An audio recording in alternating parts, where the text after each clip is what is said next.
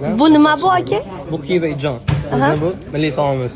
Pishmagan-a bu go'sht? Bu pishmagan deb aytib bo'lmayman, sababi u уже botirib chopilib bizda 3-4 soat to'xtamay chopilsa tayyorlanadi. Bu shunga qilib yeyiladi. Buni sizga surib berdim. Rahmat. Mana.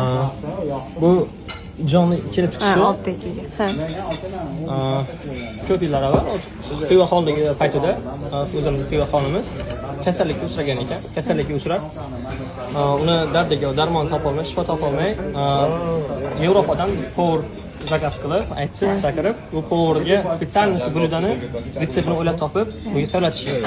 Va xiva xoni bu taomni xiva jonni tatib ko'rib, dardiga shifo bo'lib, bu tuzalib ketib, bu ijonni ma'qul ko'radi va ijonni nomini ijjon qo'yib, jonimga jon qo'shildi sababi bu pishmagan go'sht kasallikka davo. Qani? Nima ko'rmasdan yeyver. Oshpazlar. Rahmat. Yakunishda. Jonimga jon. Jonimga jon olib kel, jonim choy olib kel. Shukriz. Mana bir marta yeb ko'rdim, menga yoquvdi. Yesa bo'ladi. Zo'r, foydali narsa. Foydali narsa. Boshim og'riyapti, yeb ko'ring-chi.